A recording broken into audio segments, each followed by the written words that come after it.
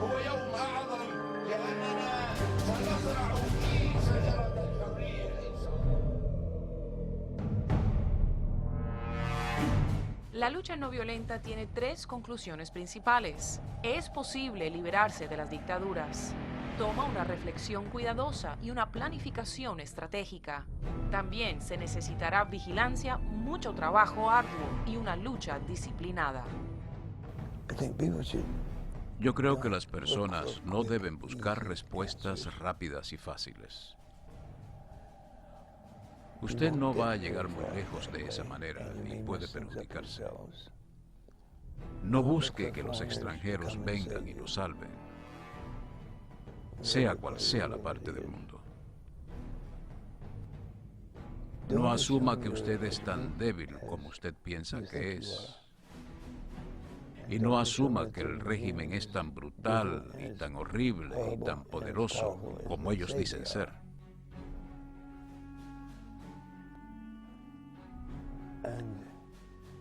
Si el régimen está preocupado por el poder de la población que les ofrece resistencia, ponga atención, porque quizá el régimen está en lo cierto. En ese caso, eso le indica algo que usted tiene que hacer. Y hágalo, porque el conocimiento de la lucha no violenta es ahora inmensamente mayor de lo que era hace 40 años.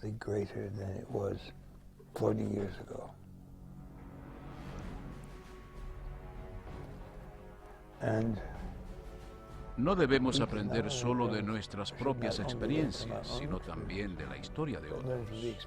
Eso quiere decir que hay que mirar a la historia de lo que varios grupos de resistencia y grupos revolucionarios han hecho, y si han triunfado o fracasado. ¿Y por qué? El régimen teme terriblemente un levantamiento popular, porque entonces eso sería el fin de ellos. Y por eso también aquí estamos convocando a todos los revolucionarios del país, a todos los comunistas, a que salgan a las calles en cualquiera de los lugares donde se vayan a producir estas provocaciones. Hoy, desde ahora y en todos estos días. Y enfrentarla con decisión, con firmeza, con valentía.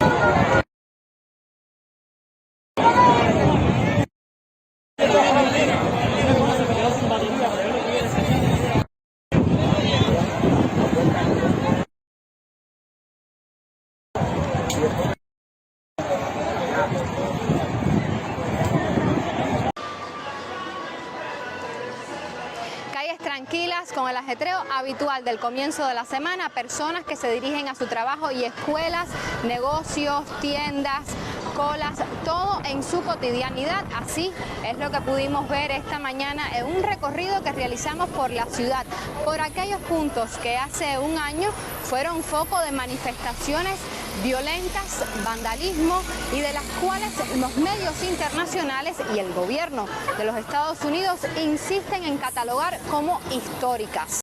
Le piden al varón 20 años, a la hembra le piden 25 años y al más chiquito le piden 15 años. ¿Alguno tiene antecedentes No, penales? ninguno tiene antecedentes penales, ninguno de mis hijos tiene antecedentes penales. Para Emilio Román son horas difíciles. Angustiado espera el fallo contra sus hijos de 18, 23 y 25 años, detenidos y procesados por manifestarse el pasado julio. Al menos 9 menores de 20 años enfrentan condenas de entre 15 y 18 años de prisión. Esta semana serán juzgadas en total 17 personas en La Habana y otras 28 en la vecina provincia de Mayabeque. El mensaje es claro: acallar las voces críticas. El gobierno reacciona con vehemencia. Para la jefa de la Dirección General de la Investigación, la respuesta a las protestas debe ser contundente. En los casos estos que estamos viendo en la televisión, donde viran carros patrulleros, donde hay violencia, donde ven que atacan a los agentes nuestros de la policía con cóctel molotov, con machetes, con piedras. No, eso es otro tratamiento. Y eso, la indicación que tenemos es mayor severidad. Severidad con estas conductas, porque no lo podemos permitir, porque simplemente es la calle de los revolucionarios. De los revolucionarios que apoyan al régimen, aquellos jóvenes con actitud revolucionaria pero que se animan a manifestar su descontento en público serán juzgados con extrema dureza. Ellos que cometieron algún delito que podían sancionarlo, porque como nos dieron nosotros, que eso no era una cosa tan... Se han excedido echando años, pidiendo, ¿entiendes? Pidiendo la cantidad de años que están pidiendo, como si ellos fueran terroristas, asesinos, como si ellos, no sé. Según la ONG Cubalex, unas 1.400 personas fueron detenidas durante las protestas masivas, más de 700 permanecen aún en prisión. Todos perciben que hay una guillotina en cada esquina, preparada por el gobierno. El pueblo de Cuba no es tan ingenuo. Conoce que hay cientos de miles de esbirros preparados para agredirlo.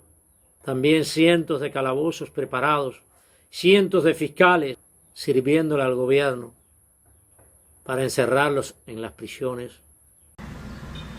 Un año después de las históricas protestas contra el gobierno, las calles de Cuba lucían el lunes en calma. El 11 y 12 de julio de 2021 se registraron las mayores manifestaciones desde el triunfo de la Revolución Cubana en 1959.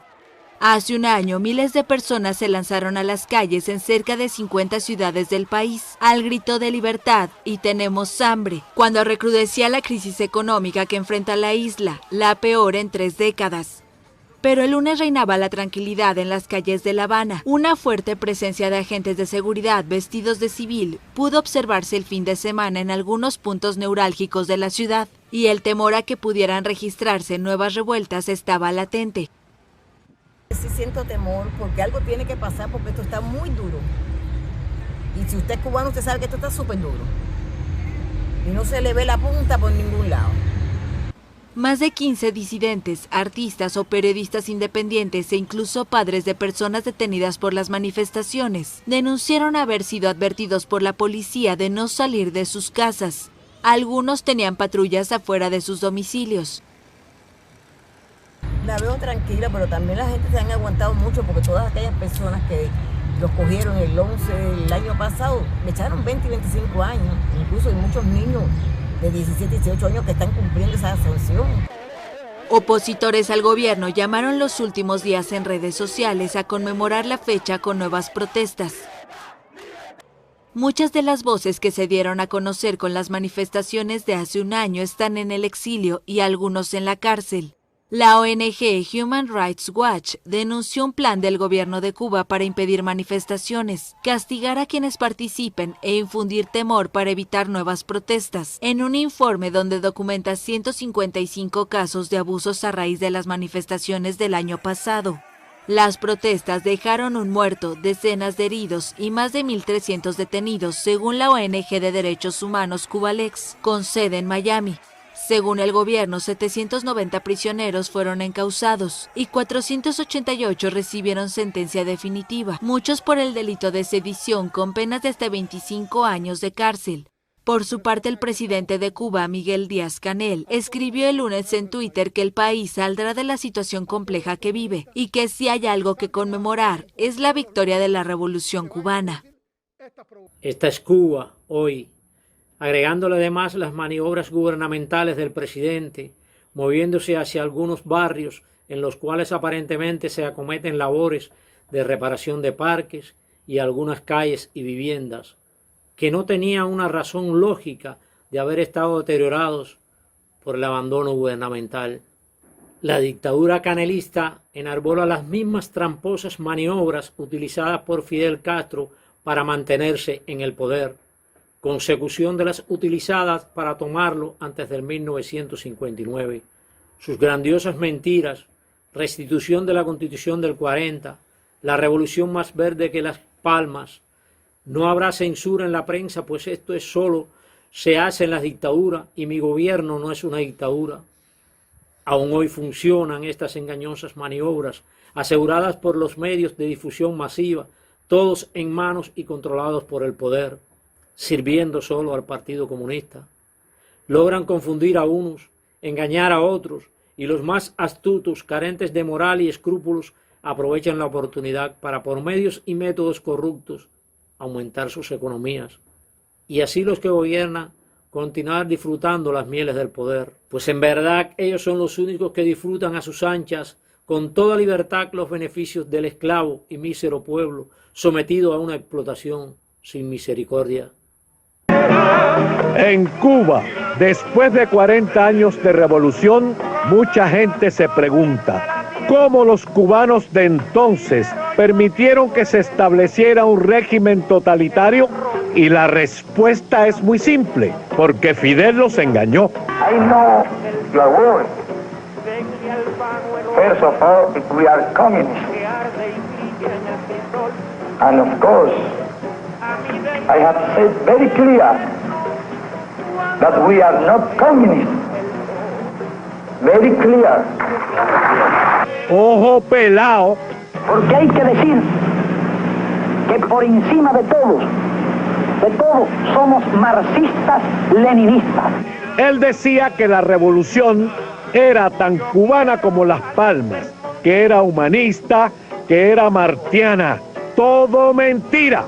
Por eso, mi hermano, cuando te vengan con cuentos sobre revoluciones, bla, bla, bla, ojo pelao.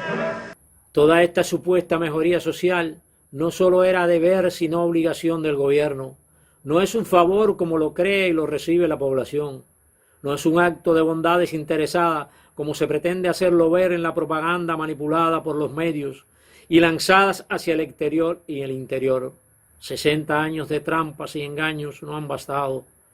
Aún ratificamos la continuidad de permanecer arruinando el país. Total, lo que les importa a toda esta partida de oportunistas es mantenerse en el poder por un poco más de tiempo y no el progreso de la nación. Pero, ¿por qué sucede esto? Y la oposición lo ha estado permitiendo, habiendo una mayoría de pueblo descontenta, y no solo por las carencias, sino por la negación de libertades y derechos. Las manifestaciones del 11 de julio demostraron que una mayoría del pueblo necesita los derechos y las libertades que por condición humana nos corresponden y que podemos alcanzar sin la intervención directa de ninguna potencia extranjera. Porque durante 6 décadas ha quedado demostrado que resolver el problema de Cuba, que es nuestro problema, no le interesa en verdad a ningún otro país. Los mecanismos que se dicen administradores de la justicia internacional son inefectivos y en muchas ocasiones se convierten en cómplices del régimen. Para debilitar las fuerzas sociales activadas el 11 de julio, el gobierno ha utilizado perversos y agresivos métodos, acosos, chantajes, encarcelamiento por supuestos delitos con descomunales penas que, de no estar el sistema judicial ordenado por el sistema político, o sea, si hubiese existido separación de poderes, las condenas más excesivas hubiesen sido de multas o restitución de daños. Y precisamente esto pudo ser una estrategia gubernamental, que la oposición, seguida por la inmediatez, el protagonismo individual y la politiquería, se centrara en esto y no en organizar, instruir y direccionar las fuerzas sociales que se demostró su existencia y que estamos ahora a conmemorar un aniversario del estallido, esperando otro estallido sin haberlos centrado en el trabajo. El 11 de julio demostró que el pueblo necesita educación cívica, instrucción, liderazgo clandestino o público, pero real, no un supuesto liderazgo que se dedique a la politiquería para causar impresión en el exterior y luego intentar exportar la libertad. Los hechos vandálicos que se sucedieron el 11 de julio no pueden volver a ocurrir. No hay justificación para incluirlos en la lucha cívica no violenta. Si bien la mayoría fueron provocados por la agresividad del régimen, debemos estar claros que una dictadura siempre va a intentar, mediante la provocación, este tipo de disturbios violentos para pretender demostrar la ilegitimidad de las protestas, como lo ha hecho hasta ahora, asegurándolo con el control de todos los medios de difusión masiva. Toda la oposición debió trabajar en esto durante todo el año, pero hemos llegado al primer aniversario del 11J sin compactar un movimiento uniforme, sin una estrategia de enfrentamiento definida, sin una estructura de conducción de las fuerzas sociales y con un casi inexistente liderazgo. Esto, además de no aplicar los métodos y formas de la lucha no violenta, única en la lógica humana de extinguir la dictadura con el menos costo posible. El abuso de poder es evidente, pero no nos da el derecho a la violencia que en última instancia continúa engendrando violencia, odio y rencores, como lo ha cultivado la revolución de Fidel Castro y su Partido Comunista, que continúa actuando con perversidad bajo la hegemonía de su nuevo líder, Miguel Díaz-Canel. Mientras no contrarrestemos o nos apoderemos un poco del imperio de los medios de difusión masiva, ya sea directo o por medios alternativos, no habrá una toma de conciencia del pueblo en base a la realidad objetiva, de cambio de sistema hacia la democratización, donde impere un Estado de Derecho. ¿De antes de ayer? Sí, hoy el ambiente es increíble. El sector de la sociedad egipcia que abandonó la plaza Tahrir ayer ha vuelto reforzado. Han conseguido reactivar la protesta. Hay niños muy pequeños, mujeres, ancianos, la gente canta y baila. Hay muchos instrumentos musicales en la plaza. Y está más llena de lo que ha estado estos días. Ahmed Maher era uno de los líderes del Grupo Democrático Egipcio 6 de abril. Estábamos esperando a que ocurriera algo que encendiese la llama, que provocase un gran movimiento de personas. Y ocurrió en Túnez.